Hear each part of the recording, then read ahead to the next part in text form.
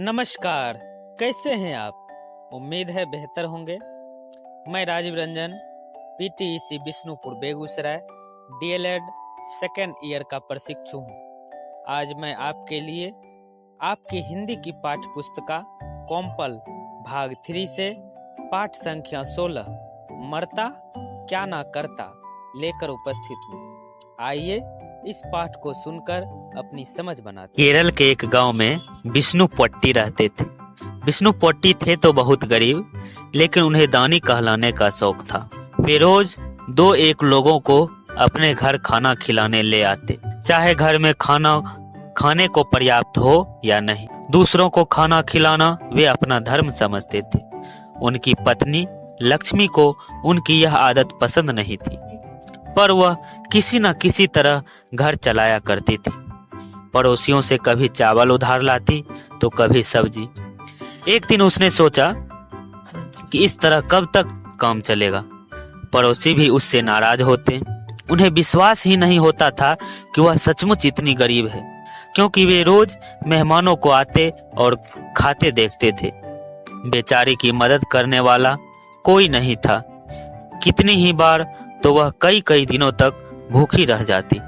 जब उससे और नहीं सहा गया तो उसने पति से बात करने का फैसला किया और उसने विष्णु से कहा, आप हर रोज किसी न किसी को ले आते हैं।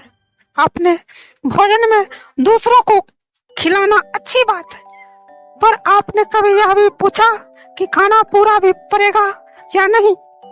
हम ठहरे गरीब, जो रूखा सूखा जुटता भी है, हम दोनों के पेट भरने को काफी नहीं होता, फिर दूसरों के लिए रोज रोज कहां से आएगा? मैं अपना हिस्सा उनको खिला देती हूँ और खुद भूखी रह जाती हूँ। मुझसे अब और नहीं सहा जाता। अब लोगों को घर बुलाना बंद कर दे।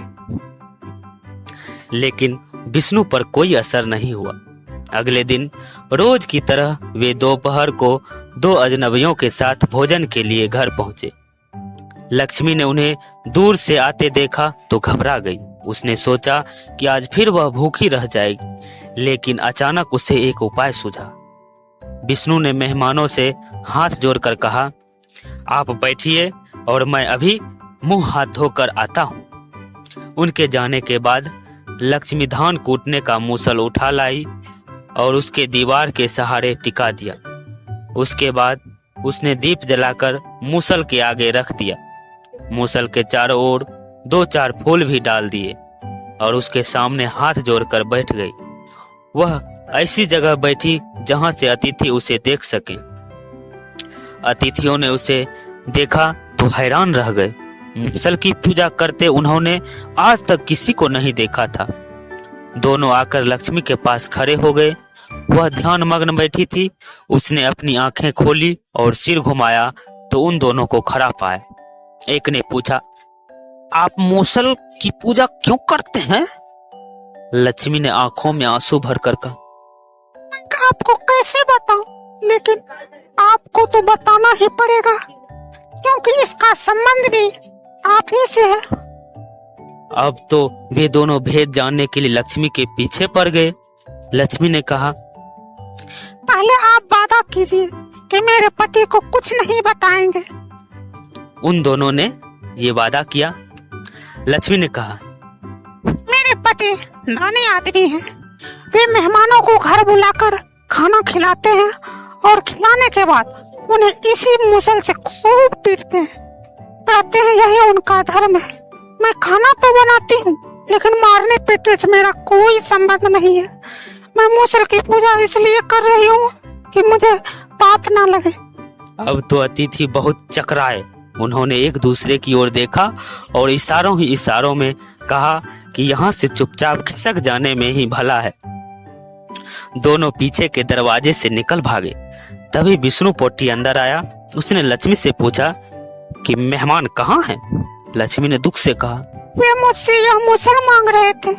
मैंने कहा मेरे घर में एक ही मूसल है, मैं नहीं दूंगी। बस वे नाराज होकर चल गए। पोट्टी गुस्से से चिल्लाया, तुमने मेरे मेहमानों का अपमान कर दिया। लाओ मूसल, मैं उन्हें दे आता हूँ। पत्नी के हाथ से मूसल छीनकर वह अतिथियों के पीछे दौड़े। दोनों काफी आगे निकल गए थे। उन्होंने विष्णु पोट्टी को गुस्से में मूसल उठाए पीछे आते देखा तो बोले, देखो वह आगे आ रहा है हमें मारने। दोनों अपनी जान बचाकर भागे। विष्णु पोट्टी उन्हें पकड़ नहीं सका तो लौट गया। गांव वालों ने उसे मेहमानों के पीछे मूसल उठाए भागते देखा तो चारों ओर यह बात फैला दी कि विष्णु पोट्टी अपने मेहमानों को घर ले जाकर उन्हें मूसल से मारता है। उसके बाद कोई भी खाने के लिए उसके घर जाने को तैयार ना होता। विष्णु पोट्टी को पता नहीं चला कि यह लक्ष्मी की चाल थी। लक्ष्मी को भी फिर कभी भूखा नहीं रहना पड़ा।